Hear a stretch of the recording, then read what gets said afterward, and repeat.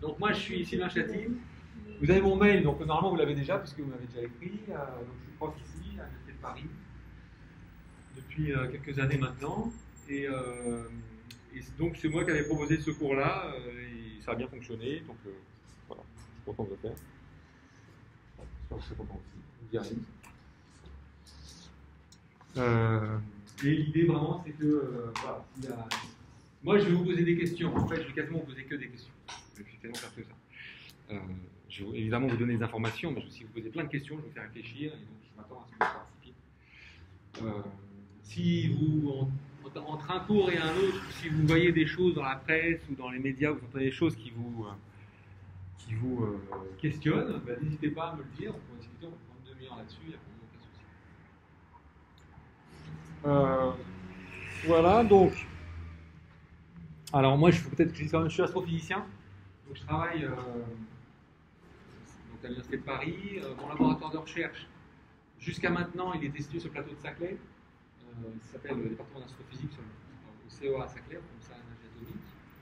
Et en fait, je suis en train de changer de labo, donc en fait, maintenant je viens ici à un laboratoire qui s'appelle Astroparticules et Cosmologie, qui est un laboratoire sur le campus et qui traite de tout ce qui est étude du ciel avec les différents messagers, incluant les ondes gravitationnelles. Et là, évidemment, jusqu'à la cosmologie. Et moi, mon domaine de recherche, sur quoi je publie, c'est principalement des étoiles en couple. La plupart des étoiles, en fait, ne vivent pas toutes seules comme le Soleil. La majorité sont en couple. Il y a 2 étoiles, des fois même plus. On a des ménages à 3 dans les étoiles, 4, 3, 5, dans des systèmes, ce qu'on appelle les systèmes multiples. Et on en parlera sûrement à un moment donné. En fait, il y a un transfert de matière qui se fait d'une étoile à l'autre. Puis à un moment donné, il y a une étoile la plus massive qui va s'effondrer, qui donne soit une naine blanche, soit une étoile à neutrons, soit même un trou noir qui est encore plus compact. Et là, ça attire encore plus de matière. Et donc, ça change complètement l'évolution de ces systèmes. Puis après, la deuxième étoile s'effondre à son tour, devient aussi naine blanche, étoile à neutrons, trou noir. Et donc, vous avez 2 objets compacts qui se tournent autour, assez proches. Puis à un moment donné, ils se tournent autour de plus en plus vite et ils se fusionnent. Ils fusionnent. Et c'est ça qui donne naissance à une grosse émission d'ondes gravitationnelles qu'on détecte aujourd'hui depuis 2015 à peu près. Enfin, exactement, depuis 2015. Et voilà, moi j'étudie tout ce processus-là, la formation de ces objets, comment ils évoluent et comment ils finissent à la fin.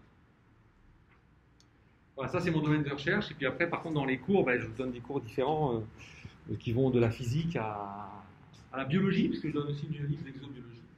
Je fais un petit peu de biologie. Je ne suis pas du tout un expert en biologie, mais assez pour donner ce cours-là.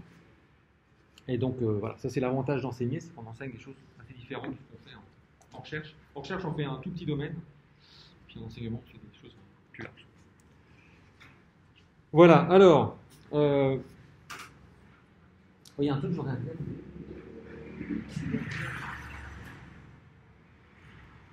Est-ce que tu connais un astrophysicien? Alors,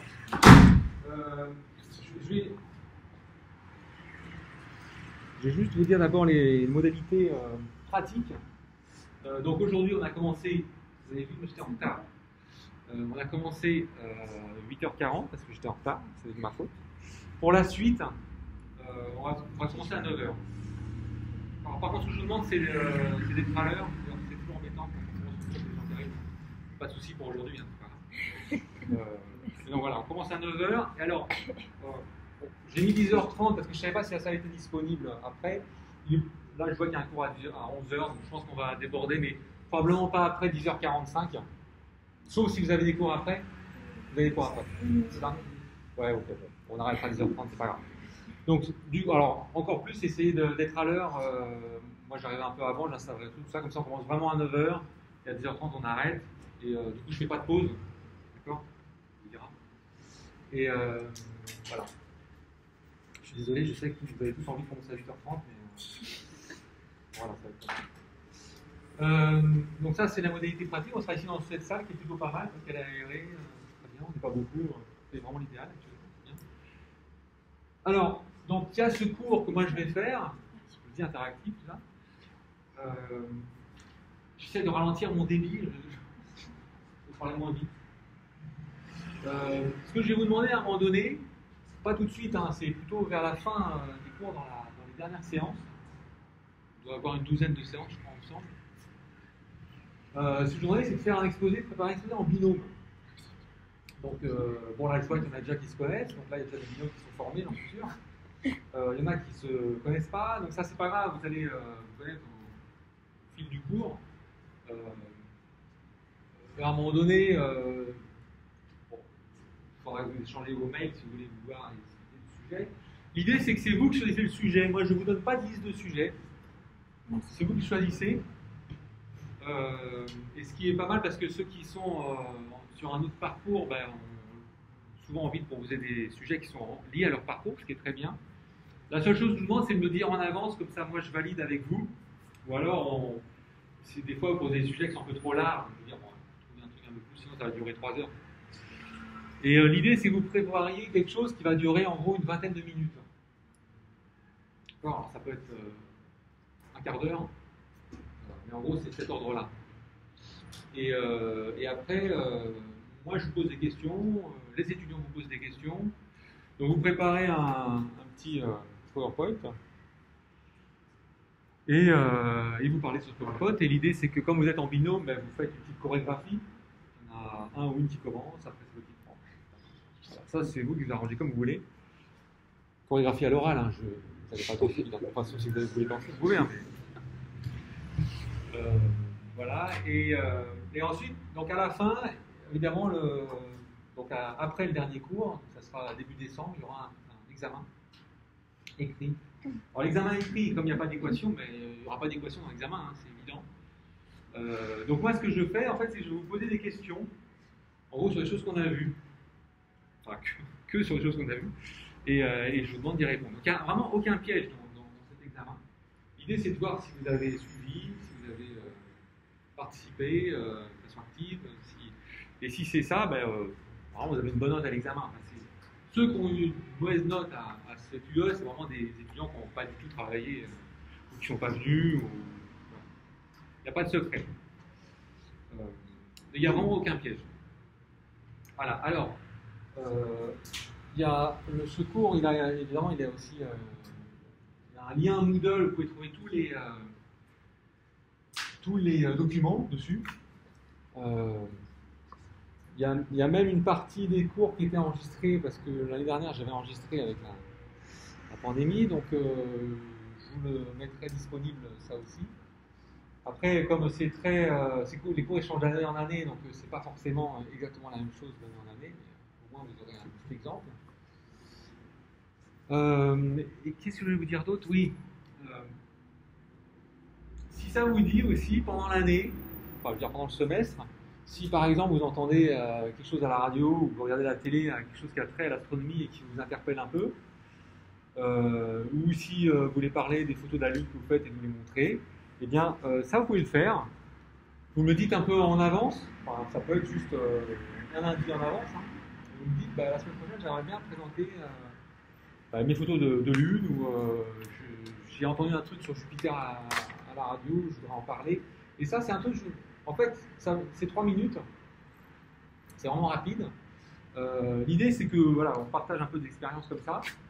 Et vous êtes obligé d'avoir un support. Bon, évidemment, si il y a que d'autres livres, vous pouvez me les montrer. Vous pouvez même me les envoyer avant. Moi, je les intègre et je vais les montrer comme ça.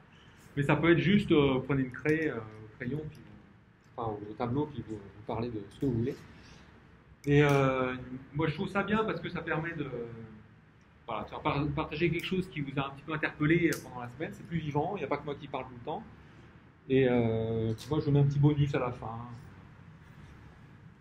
C'est un petit effort. Donc c'est pas obligatoire du tout. C'est pas obligatoire, mais si vous avez envie de le faire, je vous l'encourage. Ça fait une présentation. Je ferai à la fin de l'année. Voilà. Est-ce que à ce stade-là, vous avez des questions? Non, ça va, tout est clair. Je peux prendre la petite fiche? Oui. Merci. Donc, Émilie, qui est aussi en L2 de géographie, j'imagine. Oui. Même si elle n'est pas marquée. D'accord. Très bien. Super. Vous marquez juste que vous êtes en L2 de géographie, comme ça je vois sur la fiche.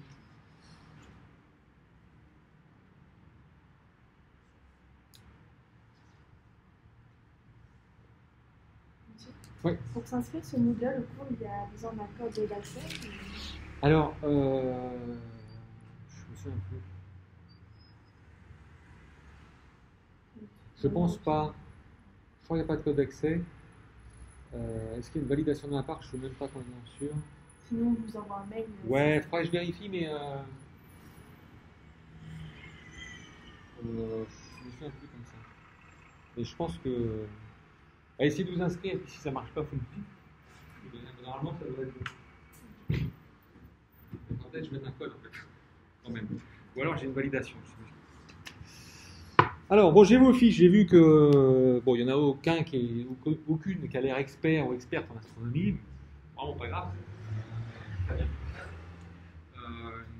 La plupart, vous n'avez aucune envie de devenir astrophysicien ou astronome. C'est pas très bien, hein, c'est pas un défaut du tout. L'idée, c'est pas de faire des fautes des astronomes, c'est vraiment de parcourir un petit peu les choses du ciel et de se poser des questions. Pour vous connaître un peu mieux, j'aimerais bien savoir ce que. Donc là, j'ai vu ce que vous connaissez. Est-ce que vous avez envie de me dire un peu ce que vous avez déjà vu dans le ciel comme astre? Donc là, vous m'avez parlé de la Lune tout à l'heure. Je pense que vous avez vu autre chose que de la Lune. Est-ce que. Enfin, je sais pas, qu'est-ce que quelqu'un peut me dire ce que vous avez vu dans le ciel? Le soleil, super. Très bien, moi aussi, je l'ai vu. Qu'est-ce qu'il y a d'autre dans le ciel à part le soleil et la Lune? Moi, j'ai vu Mars et Jupiter. Mars et Jupiter, Avec d'accord. une lunette astronomique. D'accord. Ok. Alors, c'était beau. Et qu'est-ce qu'on voit sur Mars et Jupiter? Bah, vous avez vu Mars et Jupiter. Est-ce que vous avez différencié? Est-ce que Mars est différent de Jupiter? Pas au niveau déjà des couleurs, parce qu'on voit que différentes couleurs. Ouais. Je sais pas comment expliquer les strates de couleurs. Ouais, c'est vrai, ouais. Ouais, les bandes de couleurs sur Jupiter, je vous le montrerai. La couleur de Mars est différente aussi, je pense. Rouge, Ouais, plus rouge. Et qu'est-ce qu'on voit autour de Jupiter? les satellites. Des satellites. Voilà, donc en effet, c'est différent. Vous n'avez pas vu Saturne? Non. Est-ce que quelqu'un d'autre a vu Mars, Jupiter ou Saturne? Moi, j'ai vu Saturne, mais c'était très flou sur mon appareil photo. Ah d'accord, ouais, oui, parce qu'il faut. Saturne, il faut grossir au moins une trentaine de fois pour bien voir les anneaux en fait. Donc, sinon, c'est compliqué. Quoi d'autre? L'éclipse de Lune, d'accord, ouais, très bien. Ouais, ouais c'est ça. Ouais. Ah, non, pas tous les 3 mois, mais en fait, quand il y a des lunes de soleil, il y a des lunes de lune avant et après. Donc, à ce moment-là, il y a un écart de 3 mois. Mais sinon, non, c'est plutôt, on va dire, tous les 9 mois à peu près, quelque chose comme ça. Pas si fréquent. C'est plus fréquent que les éclipses de soleil parce que l'éclipse de lune, quand on a une, on la voit quasiment avec toute la Terre. Alors que l'éclipse de soleil, c'est seulement sur une petite bande terrestre. C'est plus compliqué à voir. Très bien, quoi d'autre? Là, vous m'avez parlé du Soleil, Mars, Jupiter, Saturne, Lune. Ouais. Les étoiles filantes aussi. Les étoiles filantes. C'est vous qui m'avez marqué. Ouais, étoiles filantes. Et aussi la Voie lactée. La Voie lactée, vous l'avez déjà vu? Oui. Ouais, c'est vrai? Ça se voit toutes les nuits, il y a quelques vidéos, ça voit bien. Moi, je suis allé avec les astronomes, Ouais. ça va bien, on voit bien la. Ah, vous l'avez vu à l'œil nu? Oui. Ouais. Pas à Paris. Non, non, bien sûr. Et qui a vu la Voie lactée? Vous non? Jamais? La Voie lactée? La Voie lactée, c'est la traînée blanche, ouais? Non? La Voie lactée. C'est cette traînée blanche qu'il y a dans le ciel. En fait, c'est la. Non, pas arc-en-ciel. Milky Way. Milky Way. Et vous, non? C'était pas hyper net quand j'ai vu. Je suis assez étonné parce qu'il y a une majorité qui l'ont vu. Bon, vous n'êtes pas non plus un gros nombre, hein, c'est pas statistiquement représentatif, mais souvent mes étudiants, je demande très souvent en fait dans les cours qui l'a vu, il y en a très peu qui l'ont vu en fait. Parce qu'il faut en effet sortir un petit peu de la lumière, sortir de la pollution lumineuse, c'est comme ça qu'on l'appelle. Et en effet, c'est seulement dans ces cas-là qu'on arrive à la voir. Vous n'avez jamais eu la Voie lactée? Il faut avoir un ciel donc, sans lumière. Il ne faut pas regarder son téléphone parce que ça nous éclaire. En fait, le problème, c'est que dès qu'il y a trop de lumière, nos pupilles, elles se ferment. Là, si on regarde, les pupilles sont assez fermées. Quoi. Ils doivent être je sais pas, à moins d'1 millimètre. Et par contre, quand il n'y a pas de lumière du tout, vous pouvez regarder, hein, vous pouvez regarder, puis vous mettez la lumière du téléphone peut-être. Quand il n'y a pas de lumière du tout, les pupilles s'ouvrent. Et quand on est jeune, donc à votre âge, eh bien, les pupilles peuvent s'ouvrir jusqu'à 7 mm de diamètre, c'est beaucoup. Et 7 mm, là, vous captez plein de photons. Et on peut voir des objets faibles comme la Voie lactée. Mais dès qu'il y a une lumière, ça se referme très vite. Alors en fait, ça s'ouvre très lentement, ça doit prendre une demi-heure pour que ça s'ouvre jusqu'à 7 mm. Et ça se ferme automatiquement, instantanément. Donc c'est pour ça que quand il n'y a pas de lumière du tout, là on reste une demi-heure dehors comme ça, et après on voit plein de trucs dans le ciel. Par contre, si vous êtes dans un environnement, une maison, une maison avec plein de lumière, vous sortez dans un ciel où il n'y a absolument aucune lumière, vous ne voyez rien, parce que le pupille est encore fermé. Ça va prendre un petit peu de temps. Voilà, on dit souvent que l'astronomie c'est l'école de la patience, parce qu'il faut attendre que sa pupille s'ouvre. Alors évidemment, après, en fait, la Voie lactée, le mieux c'est d'observer à l'œil nu. Hein. Pas besoin de. Vous pouvez prendre des jumelles. Les jumelles, c'est pas mal aussi. Les jumelles, c'est l'un des meilleurs instruments pour regarder le ciel, en fait. Parce qu'après, la lunette, le champ de la lunette est petit, le télescope, hein, c'est petit, donc c'est plus compliqué. Les jumelles, c'est l'idéal parce que c'est un grand champ, un peu comme les yeux. Donc c'est vraiment l'idéal. Alors, quoi d'autre? Il y a d'autres choses quand même. Les Pléiades, ouais. Les Pléiades, c'est quoi? Oui, tout à fait. C'est ça. D'accord, super. C'est joli. Très bien. Qui a déjà regardé avec des jumelles? Le ciel. Oui, le ciel. Alors, vous avez vu quoi? J'ai vu Saturne, Jupiter. D'accord. La Lune aussi, j'aime bien m'attarder sur la Lune. Ouais, la Lune aux jumelles, c'est super. Ouais. Ouais, les Pléiades, justement, c'est un endroit où il y a eu plein d'étoiles qui sont nées et qui, pour l'instant, sont encore gravitationnellement liées. Et en fait, elles vont partir petit à petit, elles vont se libérer. C'est encore un amas assez jeune. Donc on voit les étoiles et on voit du gaz autour. Le gaz qui leur a donné naissance. Petit à petit, elles vont partir. C'est la pluie d'étoiles filantes qu'on voit en août, non? Alors, on va parler des étoiles filantes parce que les étoiles filantes, ça n'a rien à voir avec les étoiles. Les étoiles filantes n'ont absolument rien à voir avec les étoiles. Les étoiles filantes, c'est des petites poussières qui pèsent de quelques milligrammes à quelques grammes, pas le maximum, et qui sont dans l'espace. Il y a plein de poussières dans l'espace. L'espace est très poussiéreux. Et donc ces petites poussières-là, elles sont dans le système solaire, et puis de temps en temps, elles rentrent en collision avec la Terre. Et quand cette petite poussière rentre en collision, ça brûle dans l'atmosphère. Et alors ça peut faire une petite traînée, c'est que la poussière s'est consumée complètement. Ça peut être aussi plus gros, ça peut faire, on va dire, 10 grammes ou même une centaine de grammes, ou plus. Et dans ce cas-là, c'est ce qu'on appelle un bolide. Et là, ça laisse une grosse traînée brillante, ça peut faire du bruit aussi. Ça peut même faire un bang. Et parfois, quand c'est encore plus gros, il y a une partie qui tombe sur Terre. C'est ce qu'on appelle un... Voilà. En fait, le météore, c'est toute cette chaîne-là, c'est le météore, ce qu'on voit, ce qui tombe du ciel comme ça. Et ce qui tombe, on l'appelle météorite. Ça. Et ce qui est entre la météorite et la poussière, c'est le bolide. Ouais, en fait, le bolide, ça peut faire une météorite, le bolide. Le bolide, c'est juste quelque chose qui est assez gros, qui va se consumer, donc il va perdre de la matière dans l'atmosphère parce qu'il brûle. Ça chauffe à plus de 1000 degrés quand ça va dans l'atmosphère. Et ce qui reste, quand ça tombe sur Terre, eh bien, c'est ce qu'on appelle le météorite. Je vous en apporterai si vous voulez pour vous montrer. Ça peut être petit comme gros, hein, petit météorite, gros météorite. Je pense qu'on va en apporter la prochaine. Voilà, dans les étoiles filantes, c'est ça. Alors, les étoiles filantes, donc c'est ce qu'on voit dans le ciel, c'est cette traînée brillante qui est laissée par un bout de poussière. Et à vrai dire, il en tombe de l'ordre de la tonne par jour sur Terre. Donc il en tombe beaucoup. Et en fait, ils en tombent partout. En fait, si quand vous faites un, quand vous faites un shampoing, si vous filtrez l'eau du shampoing, vous tamisez bien, et bien vous aurez des petites, ce qu'on appelle des micrométéorites qui sont dans vos cheveux. Plus vous avez de cheveux, plus vous en avez. Moi, j'en ai pas beaucoup de météorites. Et en fait, il y en a partout, ça tombe partout, puisque ça tombe en plein jour, on ne les voit pas. Vous ne sentez rien, c'est tout petit, c'est des grains microscopiques. Hein. Vous ne sentez rien du tout.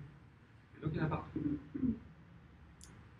Et alors, l'endroit le plus facile pour les retrouver, c'est dans les déserts de glace, par exemple en Antarctique ou en Arctique. Puisque là, c'est noir, les météorites, ça tombe sur un truc blanc et on le voit tout de suite. On peut les retrouver aussi dans les déserts de sable. C'est aussi une couleur différente, noir et pas jaune. Ouais, c'est pas mal. Hein. Alors, quoi d'autre? Constellation. C'est quoi les constellations? Ouais, c'est ça, non, mais c'est ça. Les constellations, en fait, ça n'a rien de physique. C'est des regroupements qu'on a dessinés d'étoiles dans le ciel. Pour en faire, alors, ça a été fait dans l'Antiquité. Hein. Et l'idée, c'est donc de se repérer dans le ciel, parce que les étoiles dessinent des formes. Et donc, en regardant ces formes-là, on reconnaît les étoiles et voilà, c'est plus facile de se repérer dans le ciel. C'est un peu comme si on voulait se promener dans le ciel, et c'est comme quand on nomme des formes sur la Terre. Quoi. Donc, ça permet de mieux se repérer. Et les constellations, donc, ça n'a vraiment rien de physique, parce que les étoiles qui sont dans les constellations, elles peuvent être à des distances très différentes. C'est vraiment juste pour se repérer, pour se donner un outil. Donc ça, c'est les étoiles. Les étoiles, il y en a... Vous avez déjà vu des étoiles? Alors, qu'est-ce que vous pouvez me dire sur les étoiles? J'ai vu certains qui m'ont dit qu'ils avaient vu des constellations. Même certains m'ont donné des noms d'étoiles. Régulus, par exemple.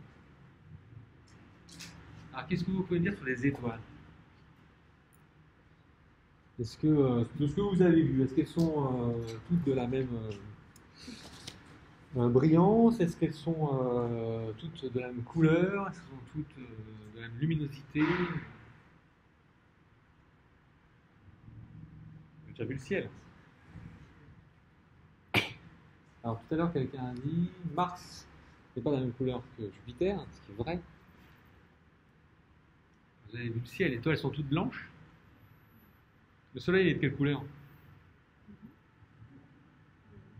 Il est jaune, oui, tout à fait. Alors, il ne faut pas le regarder dans les yeux, hein, vous savez, c'est mauvais pour les yeux.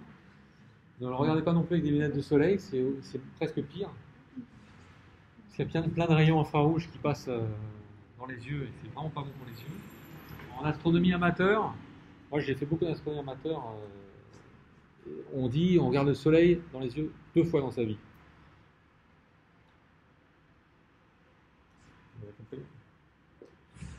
Parce que si on regarde le soleil avec des jumelles ou une lunette, on regarde, on flingue un œil, et puis après on regarde une deuxième fois, on flingue l'autre œil. Voilà. Non, c'est vraiment, il faut faire attention, donc on ne regarde jamais le soleil dans les yeux, jamais. Ni avec des lunettes de soleil, ni avec des jumelles, ni avec quoi que ce soit. Il y a des moyens de le regarder, mais plutôt par projection, enfin je vous en parlerai si vous avez envie, mais vraiment faire attention à ça. Surtout, vous êtes grand, mais les petits, si vous avez des petits dans votre entourage à qui vous montrez le soleil, vraiment c'est la première chose à dire, c'est ça. Ils ont tendance à regarder comme ça le soleil. C'est pas bon. Donc le soleil est jaune, en effet. Le soleil est jaune, alors ça dépend de la température des étoiles. Donc le soleil est jaune parce qu'il est à... Comment? C'est moyen, c'est ça que vous avez dit? Ouais, ouais, c'est ça, c'est température assez moyenne. Le soleil est assez moyen dans toutes les caractéristiques, donc caractéristiques de masse, de taille, tout ça. Et quand on dit que c'est moyen, ça veut dire combien? Vous savez pas? Température sous le soleil, quelqu'un sait? Non? À peu près 6000 degrés, en gros, à la surface. Et ça fait quelque chose de jaune. Vous savez, quand on fait chauffer de l'acier, qui est très chaud, il devient de quelle couleur? Il devient comment? Ouais, il devient rouge. Et en fait, le rouge, c'est quand il est à la température de l'ordre du millier de degré par là. Ça correspond plutôt à froid, en fait, le rouge. Et plus on monte en température, plus l'acier va devenir bleu en fait. Voilà, donc le soleil est jaune, et après, si vous regardez les étoiles dans le ciel, en fait, bon, je ne sais pas si vous en avez déjà rendu compte, mais les étoiles ont des couleurs. Les étoiles qui sont rouges, Antares par exemple, ou Arcturus, ou Bételgeuse, sont des étoiles qui sont très rouges. Et puis il y a des étoiles qui sont bleues. Rigel, elle est très bleue. Régulus, un peu bleu. Voilà, donc les étoiles rouges sont des étoiles à 3000 degrés. Les étoiles bleues sont des étoiles à 10 000, 15 000, 20 000 degrés. Donc ça, c'est presque en fait, la première chose qu'on voit quand on se pose comme ça, qu'on regarde un ciel. On voit les étoiles, on voit les constellations, puis après on va se rendre compte qu'il y a des couleurs dans le ciel. Donc Mars est très visible. Donc Mars est rouge, Saturne est un peu orange. Jupiter est très, très blanche. Et les étoiles, vous allez voir, des étoiles rouges, des étoiles bleues. Et puis après, donc la Voie lactée, elle est très très blanche, plutôt pâle, en tout cas à l'œil nu. Et puis après, quand il y a plein d'objets dans le ciel dont on parlera, qui eux ont aussi des couleurs, qui peuvent être vertes, jaunes, bleues, rouges. En fait, au départ, on ne se rend pas bien compte des couleurs dans le ciel. On a l'impression que le ciel est juste tout blanc. Quand on regarde comme ça le ciel et les étoiles. Et ça, c'est... Est-ce que vous savez pourquoi? Alors là, je sors vraiment du domaine de la physique. C'est pas de la physique. C'est plutôt physiologique. Ouais, c'est exactement ça. Ouais, c'est tout à fait ça. Ça voulait dire? C'est exactement ça. Alors, je vais vous montrer. Voilà, ça c'est l'œil. C'est un instrument d'observation absolument fabuleux.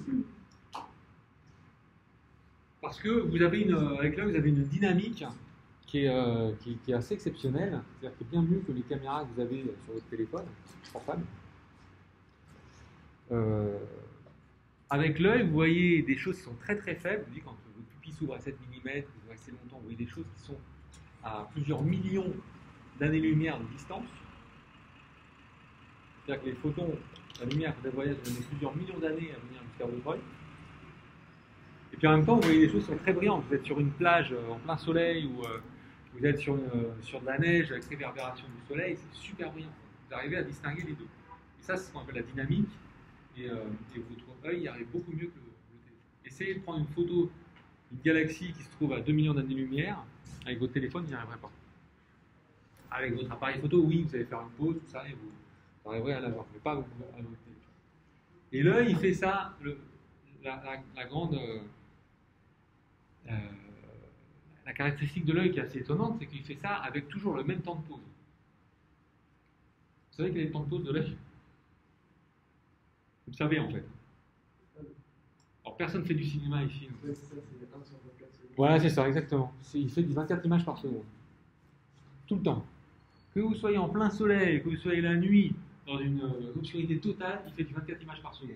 C'est pour ça qu'il est obligé d'ouvrir son diaphragme, pour avoir de la lumière ou pas.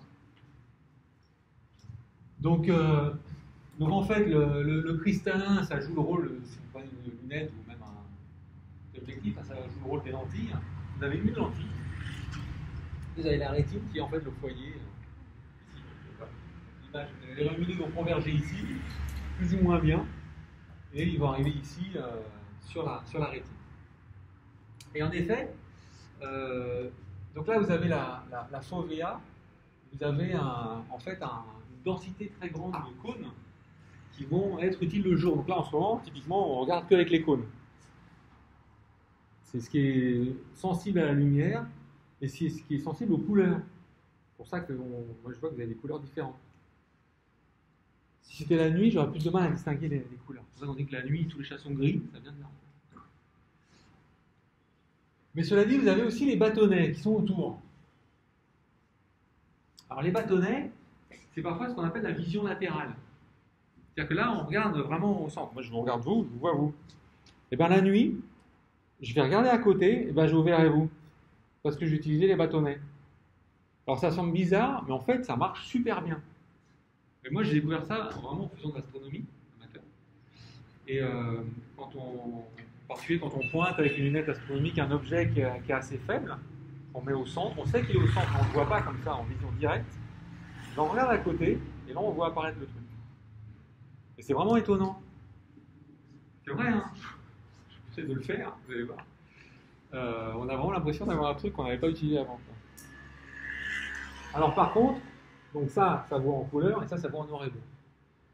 Donc on le voit en noir et blanc. Et alors, ce qui est drôle, c'est quand on a un objet comme ça qui est à la limite de détection, mais qu'on le voit quand même un petit peu, ben on a l'impression de le voir en couleur en vision directe, et hop, on passe sur le côté, on le voit en noir et blanc. On peut faire après, on passe de l'un à l'autre comme ça, et on le voit en couleur noir et blanc. Voilà. Et je vais vous montrer une photo de... Ça, c'est mon fond d'œil à moi. Joli, hein? C'est ma fauve, hein? Voilà. Et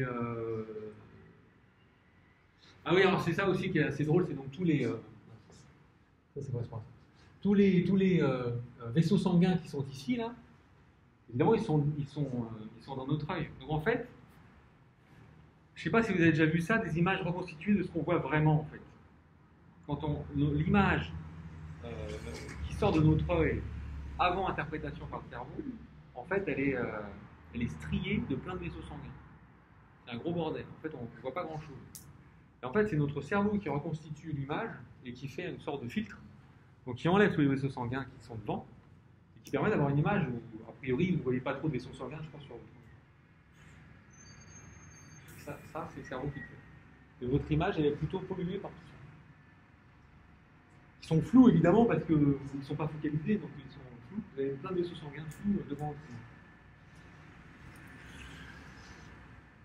Donc voilà, donc l'œil, c'est vraiment pas mal.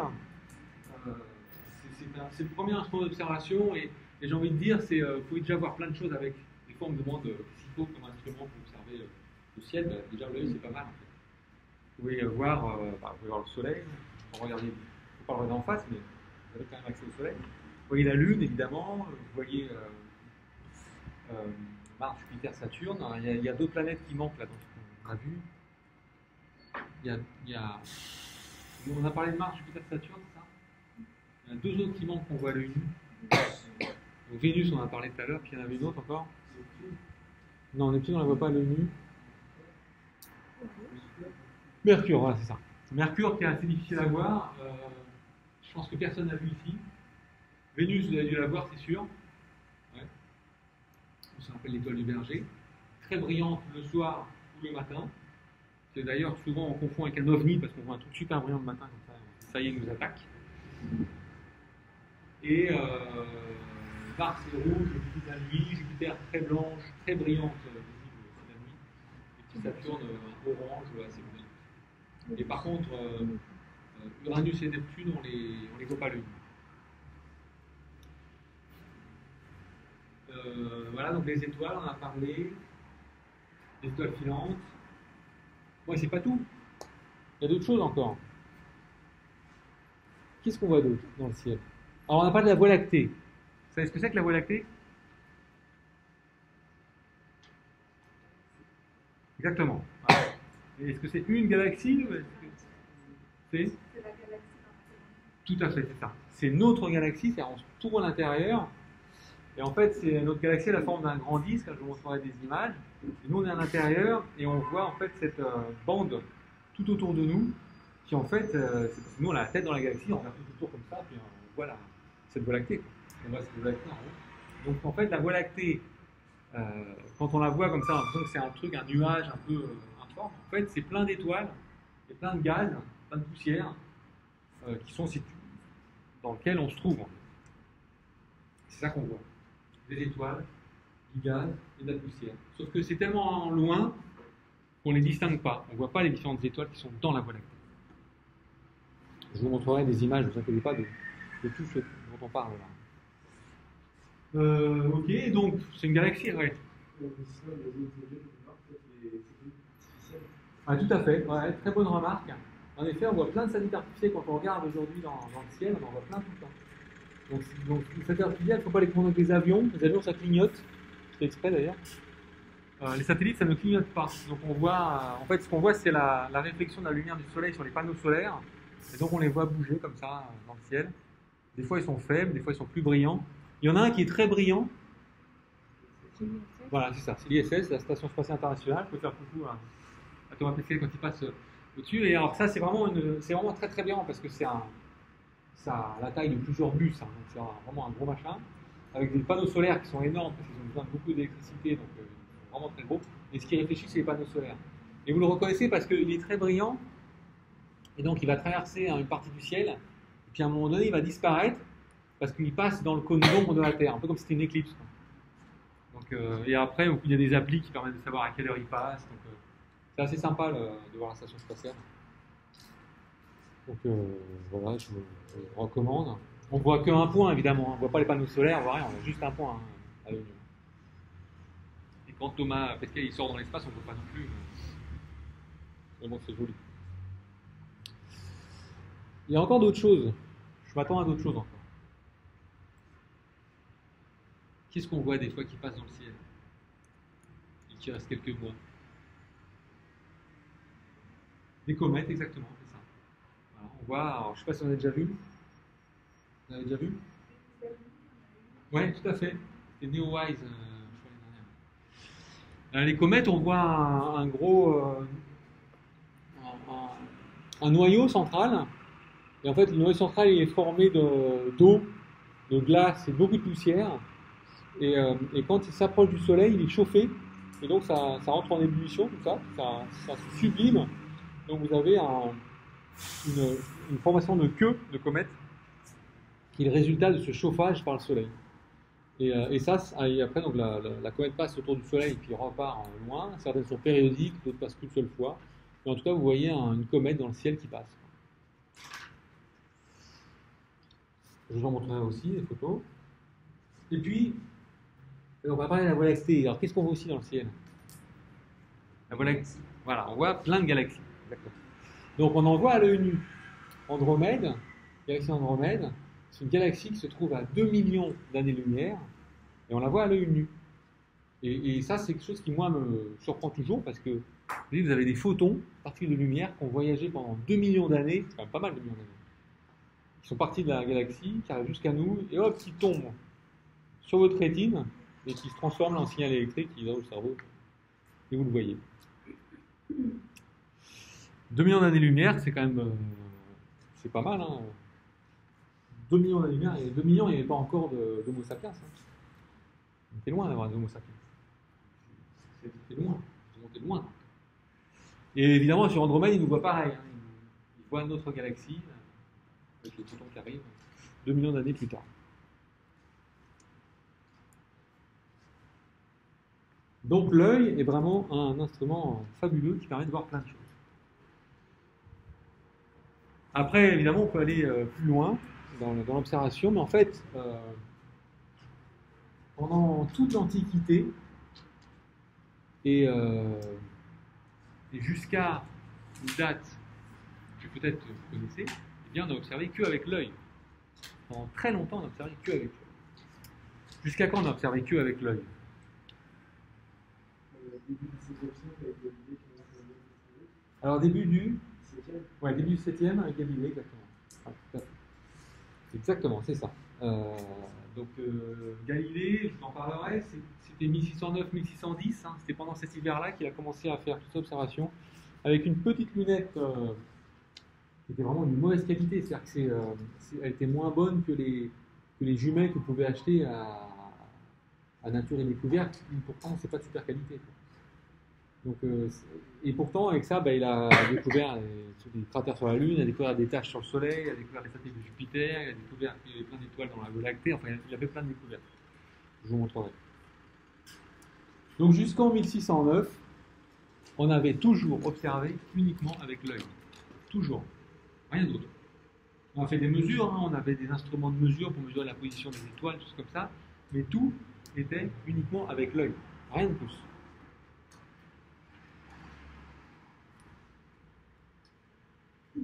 Et pourtant, ils avaient déjà des connaissances bien poussées. Par exemple, est-ce que vous savez de quand datent les premières prédictions d'éclipses de soleil et de lune?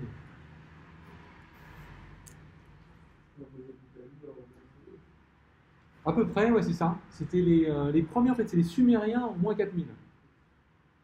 Alors après, c'est peut-être moins 3005, je ne sais pas quand, je ne mettrai pas ma main au feu, mais donc voilà, c'est à peu près ce que vous dites. Les Sumériens, en Mésopotamie, dans les années, ouais, moins 3005, par là, ont commencé à faire à marquer sur des tables les dates des éclipses à venir. Alors, on arrive à dater les tablettes, on voit les dates, et on voit que c'est des éclipses futures. Donc c'est là qu'ils prédisaient les éclipses. Pourtant, vous vous souvenez, ils n'avaient pas d'ordinateur à l'époque, pas d'instrument, juste avec petit calcul. Ils n'avaient pas non plus une physique très poussée. Hein. Et donc c'était en effet les premiers à faire ça. Alors là, je ne vous montre pas les prédictions d'éclipses, mais ça c'est la représentation des Pléiades en Mésopotamie, à l'époque des Sumériens, entre moins 3000 et 4000. Donc on voit plein d'étoiles, c'est à peu près ce que vous avez vu aux jumelles. Je ne sais plus qu'il y avait ça doit ressembler à ce que vous avez vu aux jumelles. C'est des étoiles dans un champ. En fait, ça ressemble un peu à une petite grande ours. Bon, après, ça vous reconnaissez, probablement. Stonehenge, dans le sud de l'Angleterre. Je ne sais plus si c'est Pays-de-Galles ou Angleterre, mais je crois que c'est Angleterre. Sud du Royaume-Uni. Et alors ça, peut-être que vous ne connaissez pas. Ça, c'est Chichen Itza au Mexique. C'est un observatoire Maya. Et en fait, ça, c'est ce qu'on appelle El Caracol. Parce qu'il y a un escalier qui tourne comme ça. Et en fait, on pense que c'est un observatoire. Vous observez. Donc, ça, c'est évidemment des très vieilles constructions qui sont reliées au ciel. Et, alors après, évidemment, on a encore des doutes sur l'interprétation exacte de ce qu'ils fait avec ça. Et on sait qu'il y a des alignements. Quand ils ont construit ça, et qu'on revient en arrière, parce que évidemment les étoiles bougent et la position de la Terre aussi, etc. C'est un peu compliqué, mais quand on revient à l'époque où ils ont construit ça, on se rend compte qu'il y avait des alignements très précis. Par exemple, ils voyaient le lever du soleil à telle date, etc. Ou le lever de telle étoile. Ça correspond, on pense, à un lien avec le ciel. Après, on ne sait pas si aussi il y a probablement une fonction religieuse, etc. Mais après, il y avait un lien avec le ciel. Et pareil pour Chichen Itza. Voilà, donc, ça fait évidemment très longtemps qu'on observe. Après, on va voir qu'aujourd'hui, on a des instruments qui sont bien plus poussés pour observer le ciel. Mais tout ça pour dire qu'on a observé le ciel pendant des milliers d'années à l'œil nu. On peut encore continuer sans problème. Tant qu'on ne veut pas faire l'astronomie professionnelle, tant qu'on veut juste regarder le ciel, montrer le ciel, etc., il n'y a vraiment aucun souci. En fait, moi, ça m'arrive de montrer le ciel. Ce que je fais, c'est que je prends un laser et je monte comme ça l'étoile. C'est plus facile de dire, ouais, tu vois l'étoile qui est là, bon, bah, tu vas juste à côté, tu as une autre. Puis souvent, on est perdu au bout de 2 étoiles. Donc, prenez un laser, c'est plus simple. Et vous avez une carte du ciel et vous comparez les deux. Et ça, c'est plus rigolo. Les cartes du ciel, ça coûte 5 €, n'importe quel magasin de nature et découverte. Il y a un autre magasin d'astronomie qui s'appelle la Maison d'Astronomie, qui est rue de Rivoli à Paris, qui est pas mal. Il y en a encore un autre qui s'appelle le Télescope, qui est boulevard Henri IV, qui est bien aussi. Et voilà, si vous voulez, je pourrais vous montrer les cartes du ciel, comment ça fonctionne. J'ai pensé à ça la semaine prochaine, je vous donne une carte du ciel météorique. Comme ça, je vous montre ça. Donc voilà. C'est vraiment, on peut regarder le ciel sans aucun instrument. Alors, je vais vous montrer ça, c'est une petite... c'est un peu une petite... ça résume un peu tout ce qu'on va voir. Bon, c'est un peu... c'est une petite blague. C'est en anglais. Donc, comment identifier cette lumière dans le ciel? Alors, en haut, est-ce que c'est vraiment gros comme lumière, c'est-à-dire lumière très lumineuse? Si oui, est-ce que vos rétines sont en train de brûler? Là, quand on pose la question, c'est déjà trop tard. Si oui, c'est le soleil, sinon c'est la lune. La Lune, ça aveugle beaucoup. Hein. C'est-à-dire que la Lune, quand vous regardez, alors je dis, il ne faut pas regarder le Soleil, je répète, hein, j'insiste, pas forcément pour vous, je dis, si vous regardez le Soleil avec des petits-enfants dans votre entourage, c'est la première chose à dire. Tout important. La Lune, ça aveugle, mais c'est pas dangereux. Ça aveugle au sens où après, vous ne voyez plus rien. Vous avez la Lune qui va être comme ça pendant quelques minutes, puis après, ça va disparaître, c'est pas grave. Par contre, le Soleil, lui, il va rester tout le temps. Là, c'est grave. Alors, si c'est moins lumineux, est-ce que ça bouge? Alors, si ça bouge, si vite que vous l'avez presque raté, et que... Alors, si vite que vous l'avez presque raté, oui. Est-ce que c'est extra super brillant? Non, bah, c'est un météore, au sens de ce qu'on a dit tout à l'heure, c'est une étoile filante, simplement, qui va peut-être tomber, un morceau va peut-être tomber sur Terre.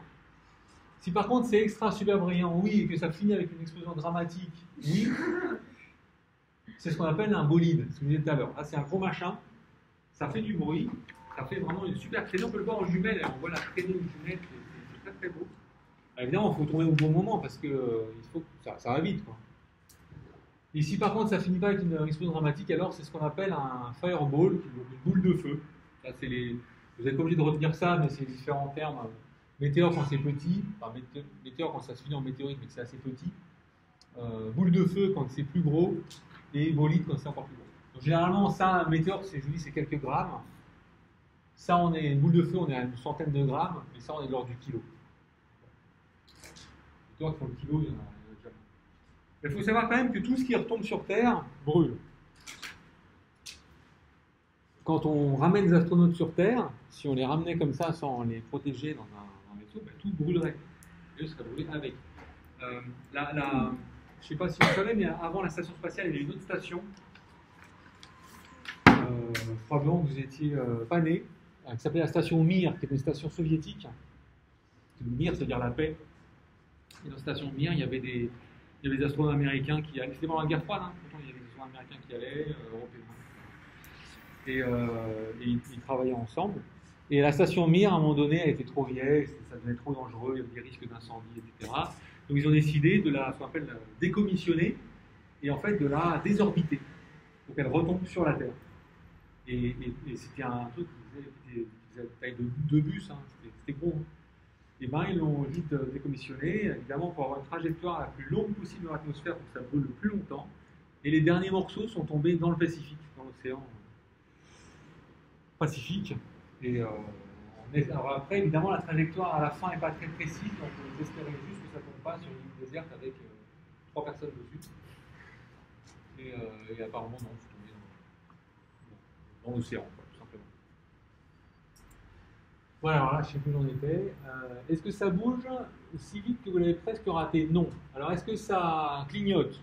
Si ça clignote, ben, c'est que c'est un avion. Les avions clignotent. Est-ce qu'il y a des astronautes? Alors, si ça ne clignote pas, non. Et s'il y a des astronautes qui vous font coucou, alors c'est la station spatiale internationale. Voilà. Si par contre, les personnes vous font coucou, ben, c'est un satellite artificiel, ce qu'on disait tout à l'heure. Ensuite, donc, est-ce que c'est lumineux? Non. Est-ce que ça bouge? Non. Est-ce que ça scintille? Si ça scintille, c'est très clair, c'est une étoile. Les étoiles scintillent. C'est la grosse différence avec les planètes, c'est que les étoiles scintillent. En fait, il faut faire attention quand Vénus, qui est très brillante, est très basse sur l'horizon le matin ou le soir, elle peut scintiller. Vénus n'est pas une étoile, c'est une planète. Mais il faut vraiment qu'il y ait un objet brillant très bas sur l'horizon pour qu'on le voit scintiller. Sinon, les étoiles scintillent, les planètes ne scintillent pas. Si vous voyez 2 objets dans le ciel, vous n'arrivez pas à savoir si c'est planète ou pas, regardez, ça scintille. Les planètes ne scintillent pas. Mars, Jupiter, Saturne ne scintillent jamais.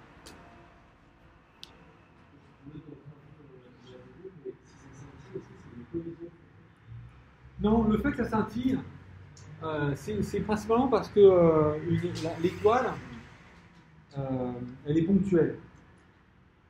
C'est-à-dire qu'on voit un point, on ne voit pas de surface de l'étoile. Ben, en fait, c'est un point qui va être...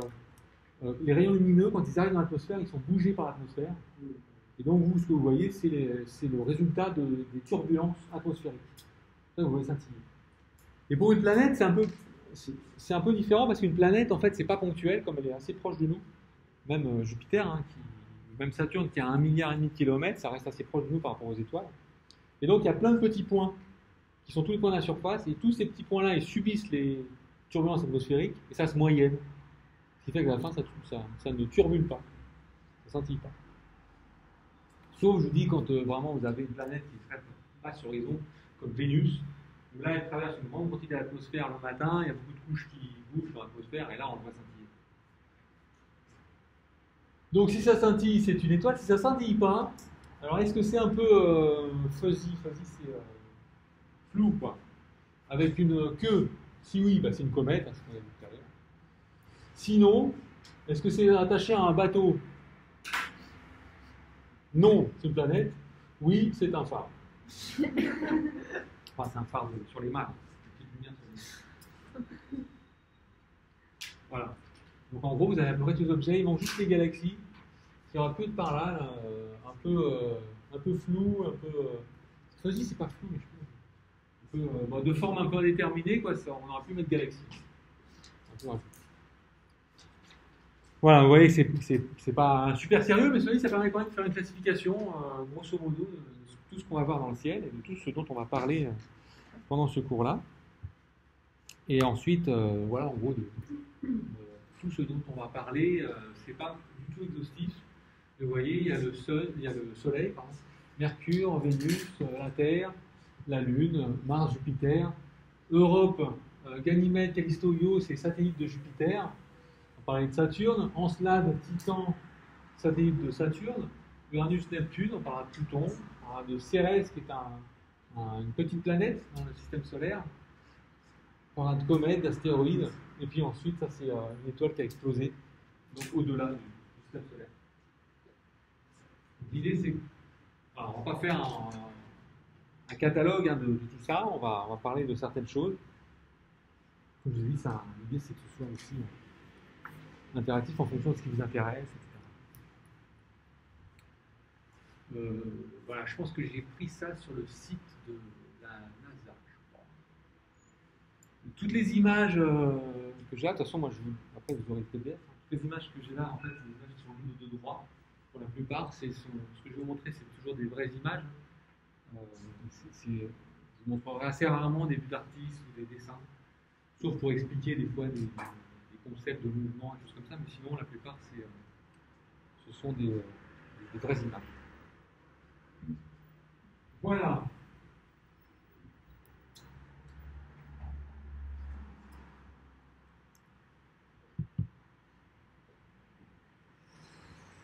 Bon, c'est pas mal, j'en ai parlé de pas mal de choses. Alors, qu'est-ce que je vais vous dire maintenant? Je sais pas trop, j'ai pas envie de commencer ça. Est-ce que vous avez des questions à ce niveau-là? Ouais. Ah ouais, très bonne remarque. Ouais. Non, alors, c'est une très bonne remarque. Et ah bah tiens, mais je vais vous montrer Pluton, si vous en parlez. De toute façon, j'ai pas envie de commencer le truc que je préfère le garder pour la semaine prochaine. Donc, on va parler de Pluton. Alors, Pluton, c'est. Alors, la question s'est posée au début des années 2000.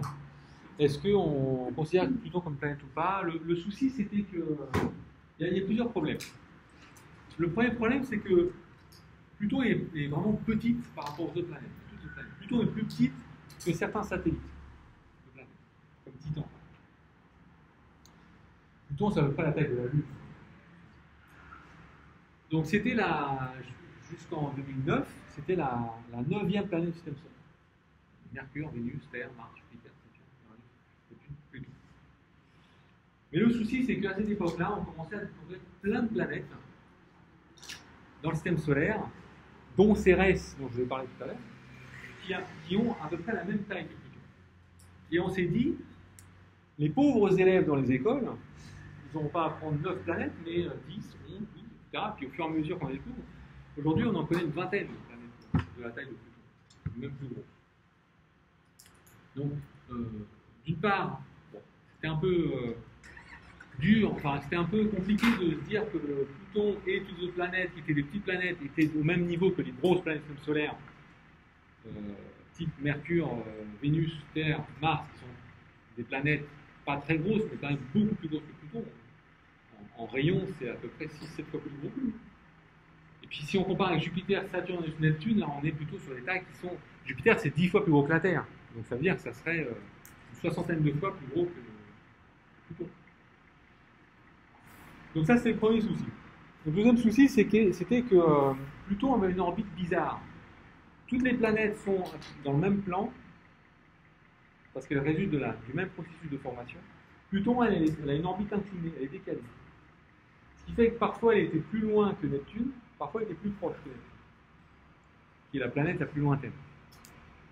Et ça pose des problèmes dans des jeux où on pose des questions. Quand on dit quelle est la planète la plus lointaine du système solaire, souvent on disait Pluton, alors qu'en fait c'était faux. Ça dépendait quand. Et le dernier souci, c'était que on dit que en fait, on se rend compte que la plupart des planètes dans le système solaire, elles ont fait le ménage sur leur orbite. C'est-à-dire qu'elles ont accrété toute la matière qui se trouve.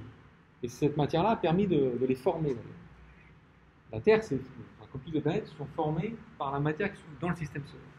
Et Pluton, elle, n'avait pas fait le ménage.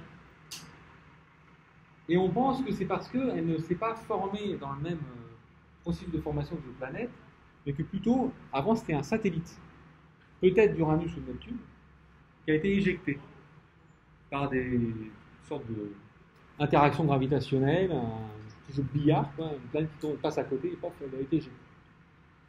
Donc ces trois raisons-là, 1, on découvrait plein d'autres petites planètes, 2, orbite inclinée, et 3, elle n'a pas fait le ménage, on s'est dit on ne peut pas la laisser comme planète. Donc, il y a eu une assemblée générale de l'Union astronomique internationale en 2009 qui a voté pour éliminer Pluton. Ce qui simplifiait les choses. Aujourd'hui, les élèves n'ont plus à apprendre que 8 planètes, ce qui est encore plus facile que 9. Et moi, ça me va très bien. C'est beaucoup mieux. Sinon, il fallait apprendre Cérès, Vesta, Pallas, Sedna, Iris, et puis après, il y a du numéro, donc c'est encore pire. Et voilà. On n'a pas envie, quoi. Ça a quand même posé problème, en particulier, peut-être que vous savez pourquoi ça pose problème. C'est la seule planète découverte par les Américains. Et voilà. Et donc, je ne sais pas si vous avez entendu ça, parce que c'est bon, vu toutes les autres inepties qu'il avait dites, c'est presque passé inaperçu, mais Trump, en particulier, avait demandé qu'on réintègre Pluton dans la liste des planètes. Make America Great Again, donc c'était... évidemment, c'est pas passé. Même les astronomes américains n'étaient pas spécialement pour ça.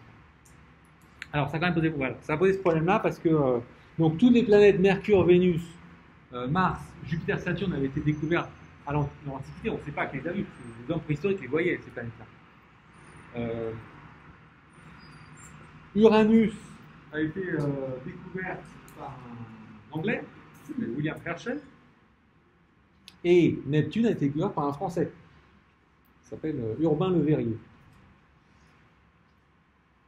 Et Pluton a été découvert par un Américain en 1912. Il s'appelait Clyde Tombaugh. Personne ne connaît le découvreur de Pluton à part aux États-Unis. Sinon, il n'est pas très. Donc voilà, donc ça, en effet, les Américains n'étaient pas très contents. Alors, n'empêche qu'il y a un truc assez drôle, c'est que en 2005, lorsque Pluton était encore une planète, les Américains ont décidé d'envoyer une sonde qui s'appelle New Horizons,